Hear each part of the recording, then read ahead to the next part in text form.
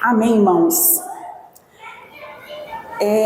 Eu gostaria que os irmãos abrissem a palavra do Senhor lá na carta que Paulo escreveu aos Romanos, no capítulo 12.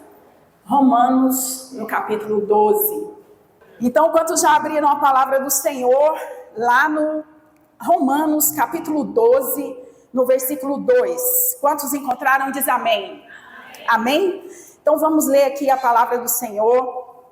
A palavra do Senhor diz assim: e não vos conformeis com este mundo, mas transformai-vos pela renovação do vosso entendimento, para que experimenteis qual seja a boa, agradável e perfeita vontade de Deus. Amém? Só esse versículo. Quantos entenderam? Eu vou ler novamente. E não vos conformeis com esse mundo, mas transformai-vos pela renovação do vosso entendimento, para que experimenteis qual seja a boa, agradável e perfeita vontade de Deus. Aleluia, Jesus. Irmãos, essa carta que Paulo escreveu aos Romanos, muitas pessoas, muitos historiadores se referem a ela como uma mini Bíblia. Se uma pessoa tiver num leito de morte, não tiver tempo de ler toda a Bíblia, de Gênesis e Apocalipse, ofereça essa carta aos Romanos para ela. Dê para ela ler, para ela meditar nesses poucos capítulos aqui dessa carta aos Romanos. Porque, sem dúvida, é uma das cartas mais relevantes, é uma das cartas que resume melhor toda a palavra de Deus, toda a teologia da graça, do perdão, da misericórdia e do favor de Deus. O apóstolo Paulo, com certeza, ele estava divinamente inspirado, pelo Espírito Santo quando escreveu essa carta aos Romanos.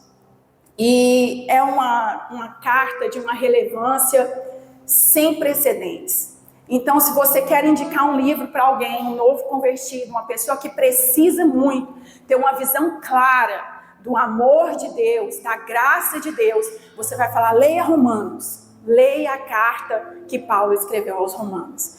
Essa carta, ela é dividida, pode-se assim dizer, do capítulo 1 até o capítulo 11, ela vai falar sobre a parte de teologia.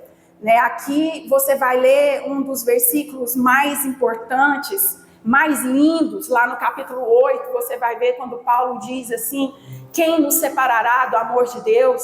Nem a morte, nem a vida, nem os anjos, nem o passado, nem o presente, nem o futuro. Nada poderá nos separar do amor de Deus. Você vai ver aqui também até o capítulo 11, onde Paulo diz que todos nós éramos pecadores, independente se gentil, se grego, se rico, se pobre, todos nós pecamos e destituídos estamos da graça, do favor e da misericórdia de Deus. Aqui não existe acepção de pessoas, aqui não existe alguém que seja melhor, que seja pior, alguém que por conta das suas credenciais, por conta dos seus estudos, por conta dos seus talentos, se torne uma pessoa que não precise da graça do Senhor. Todos nós pecamos e todos nós precisamos da graça e do favor de Deus. Mas aqui também o apóstolo Paulo vai dizer que onde abundou o pecado, superabundou a graça. Onde abundou o pecado, superabundou a graça e a misericórdia do Senhor. Então, sem dúvidas, é uma carta que nos enche de esperança. É uma carta que nos enche de vontade de servir mais esse Deus amoroso.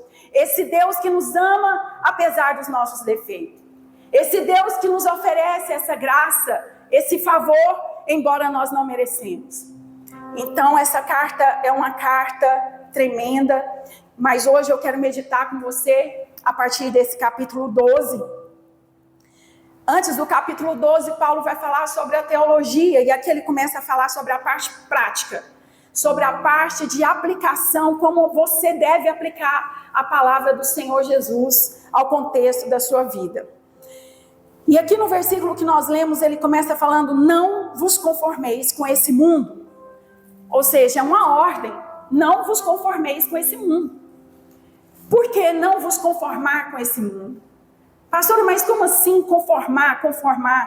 Aqui eu coloquei aqui que a raiz, a tradução dessa palavra, conformar, vamos ver aqui, o significado de conformar, significa tomar a forma, se amoldar, aceitar, resignar-se, condescender-se, acomodar-se.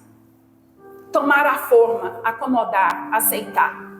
Eu quero dizer para vocês, irmãos, que essa palavra ela nunca foi tão real, tão forte como nos dias de hoje. Porque a igreja do Senhor, muitos de nós estamos tomando a forma do mundo. Muitas vezes no lugar da gente ir lá no mundo e trazer, ensinar o mundo a tomar a forma do povo de Deus, do cristianismo, nós estamos nos adaptando. Nós estamos nos adaptando muitas vezes de uma forma sutil, às vezes inconsciente, às vezes sem perceber. E nós vamos abrindo concessões, nós vamos aceitando os padrões desse mundo. Mas o apóstolo Paulo diz, não vos conformeis com esse mundo, mas transformai-vos pela renovação do vosso entendimento. É possível evitar a maioria dos hábitos e costumes mundanos. É fácil você evitar, quando você lê lá os 10 mandamentos, não matarás, não adulterarás, não furtarás, você fala, não, eu não me encaixo no padrão desse mundo, porque eu não mato, eu não roubo, eu não passo a noite em bebedeira, eu não estou em prostituição, eu não estou em adultério, então eu tenho me resguardado de todas essas coisas.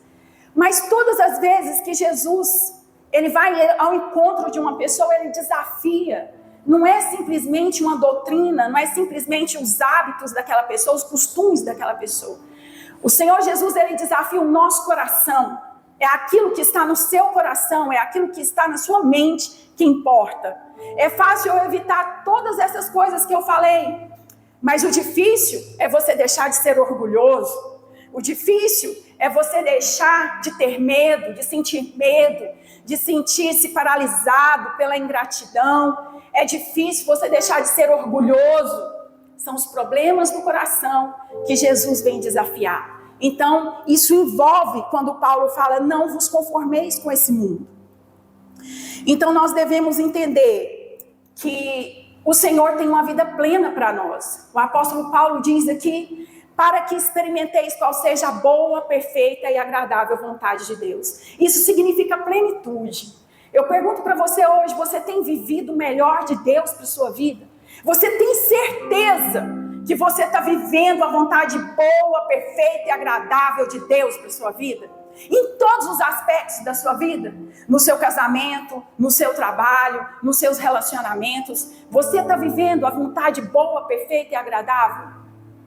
E se não, o que te falta? Por que muitas vezes nós sentimos que não? Nós sentimos, Senhor, mas não é bem isso. Senhor, eu creio que o Senhor tem mais para a minha vida. Senhor, por que as coisas parecem que não dá certo? Senhor, por que muitas vezes as coisas não acontecem como eu gostaria que acontecesse?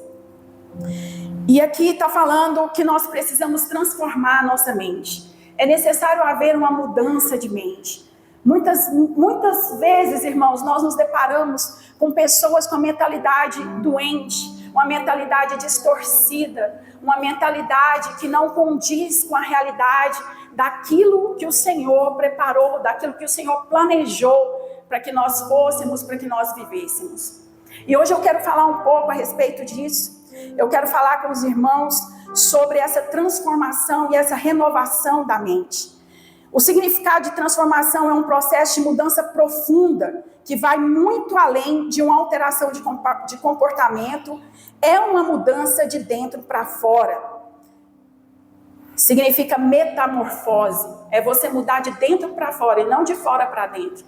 E não mudar apenas por aparência, não mudar apenas para agradar as pessoas, não concordar apenas porque você tem medo de ser criticado ou às vezes de colocar o seu ponto de vista, mas é uma mudança genuína de dentro para fora. Jeremias no capítulo 17, 9 diz, enganoso é o coração mais do que todas as coisas e desesperadamente corrupto, quem o conhecerá? Irmãos, essa é a palavra do Senhor que está dizendo, que o nosso coração, ele é desesperadamente corrupto. Por que eu estou falando isso, irmãos? Porque muitas vezes nós podemos estar agindo de uma maneira errada, achando que nós estamos agindo certo. Muitas vezes nós podemos ter a intenção certa, mas agir da maneira errada. Ou às vezes nós podemos estar agindo da maneira certa, mas com a intenção errada. Então, hoje eu quero convidar você a se perguntar: por que eu faço o que eu faço? Por que eu penso como eu penso? Será que realmente a maneira que eu estou fazendo, o que eu estou fazendo, está louvando ao Senhor? Está edificando a minha vida? Está edificando a vida de outras pessoas? Então, muitas vezes nós vamos agindo no automático. E aí você já nem sabe mais porque você faz o que você faz. Por que você está fazendo isso? Por que você está fazendo aquilo? Por que você veio aqui na igreja? Por que você vem aqui na igreja todos os domingos? E por que você não vem nos outros dias? Por que quando você está aqui, você tem sede da palavra de Deus, mas quando você chega na sua casa, parece que você não tem força de pegar a Bíblia, abrir a Bíblia, meditar na palavra do Senhor? Por que quando você está com a multidão, você consegue louvar, você consegue adorar, mas muitas vezes quando você está na sua casa, você não consegue louvar, você não consegue adorar? Porque muitas vezes o nosso coração é enganoso. Porque muitas vezes nós estamos fazendo as coisas por fazer, mas nós não sentimos a real necessidade. Mas nós não entendemos que nós precisamos nos alimentar da palavra de Deus, que é uma questão de vida ou morte. Da mesma maneira que eu alimento o meu corpo, da mesma maneira que eu cuido da minha carne, eu preciso cuidar do meu espírito, eu preciso alimentar a minha alma, eu preciso me fortalecer na palavra do Senhor Jesus. Então o apóstolo Paulo diz também lá em Coríntios, ele diz assim: examine-se o homem a si mesmo, porque pode ser que você esteja errado, mesmo que esteja pensando estar certo. Então por isso que Paulo fala sobre essa necessidade de renovação, de transformação. Lá em Tiago, no capítulo 4, diz assim: cobiçais e nada tendes, matais e invejais e nada podeis obter. Viveis a lutar e a fazer guerras e nada tendes, porque não pedis. E não recebeis, porque pedis mal, para esbanjardes em vossos próprios prazeres. Então, irmãos, muitas vezes nós pedimos e não recebemos, porque a intenção do nosso coração é ruim. Muitas vezes eu fico observando a questão de criar filhos. Irmãos, se tem algo que nos ensina, é a criação de filhos, né? Criar filhos nos ensina muita coisa. E muitas vezes um filho pode pedir muito um brinquedo, pode pedir muito algo. E você fala: não, você ainda não está preparado, você não pode, eu não posso te dar esse brinquedo. E muitas vezes quando você dá o brinquedo para o filho fica tão intertido com aquele brinquedo, que ele já não quer mais a sua presença. Que ele já descobriu que aquele celular que você deu para ele, que aquele videogame, que aquele presente que você deu para ele é muito mais interessante do que conversar com você. Muitas vezes, o filho pede algo, mas quando você dá aquele presente, ele vai embora. Ele esquece de estar na sua presença. E assim é Deus conosco. Muitas vezes nós pedimos tanto para o Senhor algo, e muitas vezes Deus fala: não, meu filho, espera mais um pouco. Porque muitas vezes, se Deus der aquele presente para você, se Deus der aquela bênção que você está pedindo, naquele momento pode ser que você vá embora, que você comece a se distanciar da presença do Senhor. Tem pessoas que passam anos na igreja pedindo um casamento. Senhor, manda um varão. Senhor, manda uma varoa. Senhor, eu não consigo mais viver sozinho. A solidão está difícil. E a solidão é difícil, irmãos. É difícil. Né? Muitas vezes os que são casados aqui esquecem o quanto é difícil a solidão, né? Porque você vai embora, você vai estar lá com seu marido, com a sua esposa, na sua família, você tem alguém para conversar, você tem alguém para deitar na cama à noite e ficar lá com você, te fazer companhia, e aí você esquece o quanto é difícil uma pessoa solitária, uma pessoa que não tem ninguém para compartilhar a vida, não tem ninguém para estar lá com ela, para conhecer lugares, para conversar, para dividir a vida. É difícil, mas muitas vezes o Senhor concede a bênção, fala: tá bom, meu filho, eu vou te dar o casamento. Daí a pouco aquele esposo, aquela esposa tem objetivos diferentes, tem visão de mundo diferente, muitas vezes é um jugo desigual. Aquela pessoa já não tem mais o mesmo prazer de estar na igreja como você tinha. Muitas vezes aquela pessoa quer fazer outros programas e não quer mais estar na presença de Deus. E aí você se vê numa situação difícil. E aos poucos você vai se afastando, vai se afastando, vai se afastando. E aí você entende por que muitas vezes, não estou falando que é via de regra, mas muitas vezes o Senhor espera um pouco mais, espera com que os seus filhos amadureçam e estejam mais preparados para receber. Da mesma maneira, pessoas que pedem riqueza, pedem bens, pedem promoções, e o Senhor muitas vezes não vai dar, sabe por quê? Porque às vezes a pessoa não tem maturidade para lidar com aquilo, não tem maturidade para lidar com dinheiro, não tem maturidade para lidar, às vezes, com poder, com a situação de destaque, não tem maturidade, o Senhor não vai dar. Riqueza não é para todos, riqueza é para aqueles que têm um coração humilde, que têm um coração na presença de Deus, que não vai se ensoberbecer, que não vai achar que é melhor do que os outros. O Senhor vai te conceder riqueza, porque o Senhor tem para nos dar. Mas quando o seu coração estiver voltado para Ele, quando dentro do seu coração você disser, Senhor, eu quero ajudar o meu irmão, eu quero ajudar o meu próximo. Senhor, eu quero que o Senhor me dê uma caminhonete zero, Senhor, mas eu quero encher essa caminhonete de gente. Eu quero levar para a igreja. Eu não vou me importar se sujar o banco, se entrar com o pé sujo de lama. Porque tem gente que tem um enjoo no carro, irmãos, que assim, meu Deus, você tem até medo de entrar no carro da pessoa. Eu conheço gente assim. Então o Senhor, às vezes, pede uma casa. E o Senhor não vai te dar aquela casa que você pediu, sabe por quê? Porque você não gosta de receber pessoas. Você não gosta de abrir a sua casa para fazer a obra do Senhor. Sua casa, ela tem que estar o tempo todo impecável, parecendo vitrine de loja. Ninguém pode sentar no seu sofá, porque vai sujar, né? Não pode pisar no seu porcelanato, que está brilhando. Não pode quebrar seus enfeites lá, porque senão vai dar problema. Então, cada tipo de bênção o Senhor vai dar para pessoas que têm um coração humilde, que têm no seu coração um desejo de agradar o Senhor, e não para gastar com seus próprios desejos egoístas, e não para satisfazer apenas as suas vontades. Quantos estão me compreendendo? Aleluia! Então eu quero falar um pouco a respeito dessa mudança de mentalidade. E o Senhor, antes de falar comigo, antes de eu trazer essa palavra para os irmãos, o Senhor ministrou muito essa palavra ao meu coração. E hoje à tarde eu falava assim, quando eu estava preparando, eu falei, uau, Senhor, o Senhor bateu demais. Eu preciso mudar muita coisa na minha forma de pensar, na minha mentalidade, para que eu possa viver a plenitude do que Deus tem para mim, para que eu possa viver a vontade boa, perfeita e agradável de Deus para minha vida. Então eu quero falar um pouco com vocês a respeito dessa mudança de mentalidade, para você entender um pouco a respeito, por exemplo, a mentalidade de herdeiro e a mentalidade de escravo. Se você tiver com a sua Bíblia aberta, eu queria que você abrisse lá em Gálatas, no capítulo 4, no versículo 7. Nós vamos entender aqui rapidamente um pouco como é a mentalidade do herdeiro e como é a mentalidade do escravo. Gálatas, no capítulo 4, no versículo 7, diz assim: assim já não és mais servo, mas filho, e se és filho, és também herdeiro de Deus por Cristo. Lá em Romanos, também em Romanos no capítulo 8, versículo 15, diz assim: porque não recebeste o espírito de escravidão, para outra vez estardes em temor, mas recebeste o espírito de adoção de filhos, pelo qual clamamos, Abba, Pai. Irmãos, há uma diferença grande entre o herdeiro e o escravo. O escravo, ele serve o seu senhor pelo medo, ele serve o seu senhor para receber um salário. O escravo, ele está sempre ali em submissão. O escravo, ele não senta na mesa. O escravo, ele tem uma postura diferente.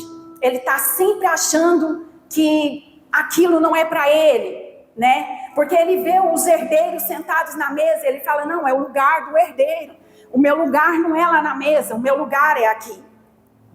O escravo, ele está sempre em dívida com o seu senhor. Ele tem uma mentalidade de escassez, uma mentalidade de falta. Ele está sempre dizendo, eu não mereço, eu não sou digno. Acho que isso não é para mim.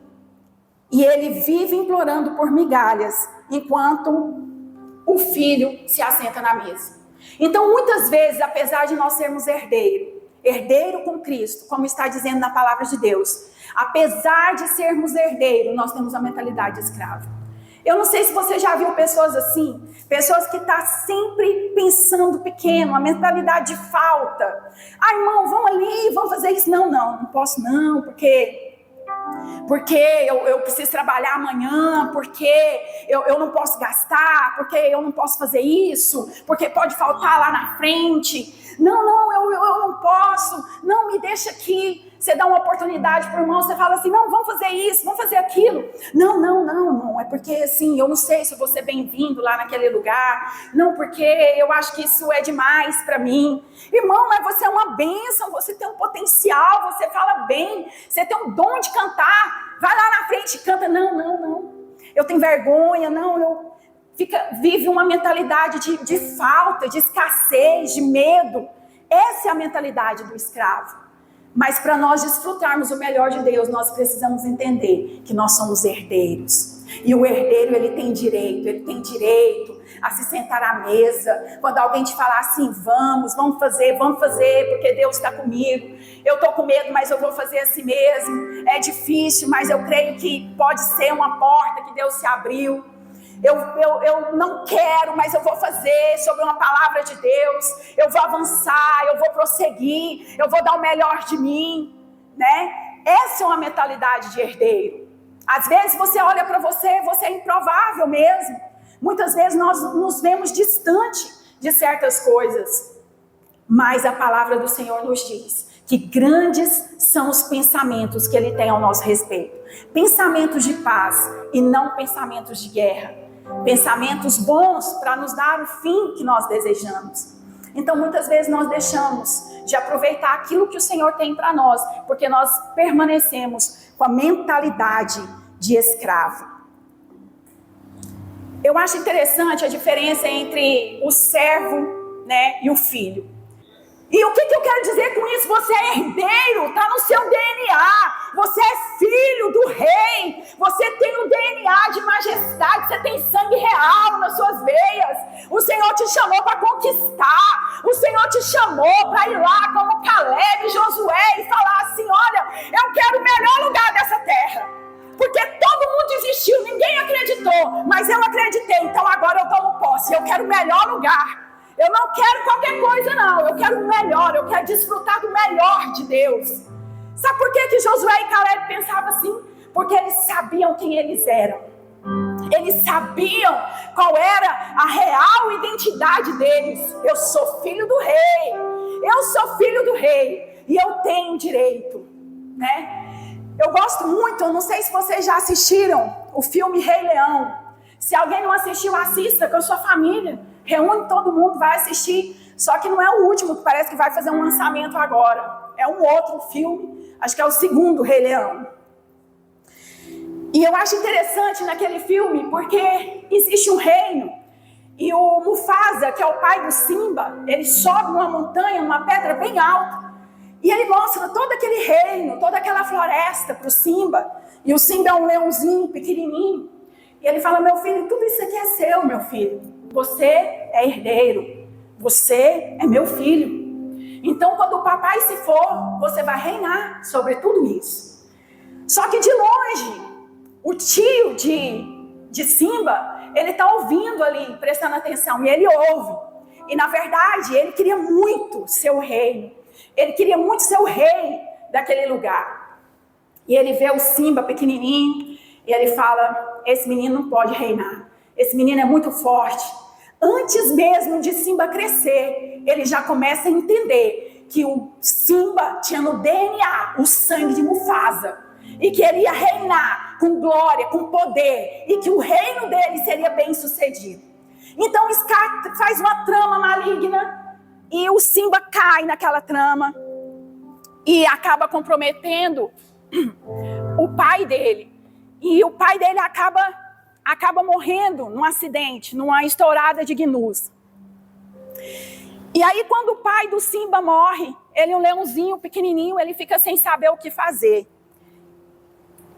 E aí sempre tem uma voz de uma pessoa que é inspirada pelo demônio. E nesse caso foi o Scar, que aparece para o Simba e fala assim, Simba, a culpa é sua. Seu pai morreu e a culpa é sua. Foge. Foge porque acabou para você. É fim da linha para você. E o Simba, pequenininho, amedrontado, cheio de medo, acredita naquela mentira de Scar. Ele acredita e foge. E quando ele foge, ele encontra com o Timão e o Puma. Aí ele encontra com os amigos. Olha o que os amigos oferecem para ele. Os amigos dão uma olhada nele e falam: gente, ele é um leão. Daqui pouco tempo, se a gente não ensinar ele a comer lava, ele vai nos comer. Então nós precisamos ensinar para ele que ele precisa, que ele nasceu para comer lavas. E eles começam a ensinar para o Simba. E Simba fala: não, mas no começo ele acha ruim aquilo, comer larvas. E aí ele acha ruim, mas ali o Timão e o Simba falam: Hakuna Matata, esquece os seus problemas, esquece quem você é. Agora você está aqui e você vai comer larvas com a gente, porque já sabia o potencial dele. Então vai ensinar ele a viver uma vida medíocre, uma vida muito abaixo do que ele estava destinado a viver, porque já sabia o potencial que ele carregava.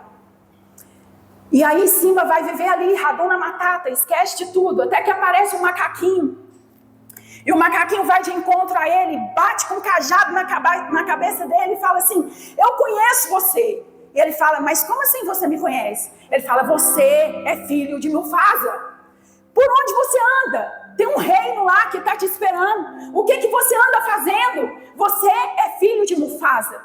E Simba agora já estava grande, já estava adulto. E aí ele começa a fugir e pensando naquilo, lembrando do pai dele, ele se depara com um riacho. De repente ele olha no riacho e ele vê o rosto do próprio pai refletido na água. Aí ele assusta e ele fala: será que é meu pai? E procura para ver se o pai dele estava atrás dele. Aí ele olha de novo, olha na água e não era o pai dele, era ele. Ele era idêntico ao pai dele. E aí ele levanta e ele ruge. E ele lembra da força que ele tem, que é aquele rugido poderoso. E o macaquinho vai atrás e fala: você é filho de Mufasa, você precisa voltar, tem um reino que está te esperando, tem pessoas que estão dependendo de você, volta para reinar. E ali, o Simba, agora que era aquele leãozinho amedrontado, ele leva um choque de realidade, ele desperta e ele volta para assumir o trono, assumir aquilo que ele foi destinado a ser. Pastora, mas você está pregando sobre um desenho? Não, eu estou falando para você que você é filho do Rei Jesus, você é filho do dono do ouro e da prata, você foi chamado para reinar em vida. Você foi chamado para assumir as melhores posições. Você foi chamado para abençoar vidas. Você não foi chamado para viver de migalhas. O Senhor tem o melhor reservado para a sua vida. O Senhor tem um melhor casamento para você. O Senhor tem um melhor relacionamento com seus filhos para você. O Senhor tem um melhor trabalho para você. O Senhor tem portas abertas na sua vida. Mas você precisa entender quem você é em Deus, para que você venha viver a vontade boa, perfeita e agradável do Senhor. Você precisa mudar sua mente. Não tem como você desfrutar de uma vida plena, não tem como você desfrutar de uma vida de herdeiro se você se comporta como escravo, se você tem mentalidade de mendigo. Nós precisamos mudar, irmãos. Nós precisamos entender que o Senhor tem mais para nós. E eu estou falando isso aqui, irmãos, diante de Deus. Primeiro o Senhor ministrou isso no meu coração, porque muitas vezes eu tenho essa tendência. Porque eu estou sendo transformada em nome de Jesus, pelo poder da palavra do Senhor Jesus. Então, irmãos, muda. Nós precisamos mudar a nossa mentalidade, porque o Senhor tem grandes coisas para nós, mas nós só vamos desfrutar a partir do momento que nós mudarmos a nossa mentalidade. Amém? Eu quero discorrer aqui com vocês também sobre a mentalidade da pessoa que vive paralisada pelo medo. Pelo medo no lugar da fé. Como é que você vai receber de Deus a terra prometida? Como é que você vai entrar nas promessas de Deus se você se deixa paralisar pelo medo? O povo de Israel, irmãos, eles viram Deus operar milagres ali nas 10 pragas. Quando Deus fez aqueles tanto de milagre, livrou o povo, tirou o povo com mão forte do Egito.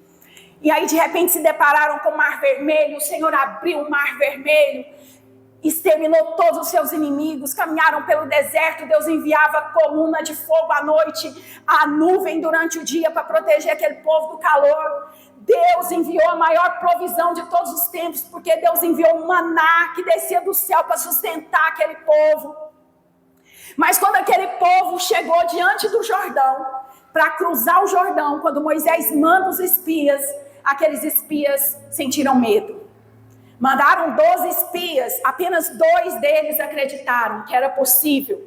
E quando aquele povo se depara, os 10 espias voltam para trás, morrendo de medo, e fala: nós éramos como gafanhotos aos seus olhos. A palavra do Senhor diz lá em Provérbios: assim como você imaginou em sua alma, assim o é. Se aquele povo se imaginou como gafanhoto, assim eles eram como gafanhoto. Pequenos. Aos olhos deles, eles eram pequenos demais. Aos olhos deles, eles acreditavam que eles não seriam capazes de possuir a terra prometida. Chegou tão perto, estava tão perto. Toda aquela nação, toda aquela geração que saiu do Egito era para ter entrado em Canaã, era para ter cruzado o Jordão, mas na hora de cruzar o Jordão, eles foram paralisados pelo medo. Quantas vezes nós nos deixamos levar, nos deixamos paralisar pelo medo? O Senhor prepara tantas coisas, às vezes abre portas, abre oportunidade, mas na hora que chega a hora da decisão, você fala: não, não é para mim. Não, eu estou com medo. Será que vai dar certo? Como é que vai ser isso? Como é que vai ser? Como é que vai ser o procedimento, o dia a dia, o passo a passo? Irmãos, tem uma diferença muito grande. Quando você vê lá na palavra do Senhor Jesus, por exemplo, Agar, quando ela foi ter um filho com Abraão, se você perguntar como que explica o nascimento de Ismael, explica-se, né? Abraão foi lá e se deitou com Agar e gerou Ismael, e Ismael nasceu. Mas quando você pergunta como é que foi gerado Isaac, tem explicação, irmãos? Não tem explicação. Uma mulher de mais de 90 anos, com o ventre já amortecido, não tem explicação, porque milagre não tem explicação. Ou você crê, ou você não crê. Ou você acredita que Deus pode fazer, que Deus vai prover no meio do caminho, que Deus é fiel para prover, ou você não acredita. Ou você aprende a lidar com as circunstâncias, mesmo quando os ventos são contrários, mesmo quando tudo parece dar errado, mas você continua crendo, você continua marchando. Eu creio que o Senhor tem para mim, eu creio que isso é uma questão de tempo, Deus vai mudar essa história, Deus vai mudar essa realidade. Ou você crê, ou você não crê.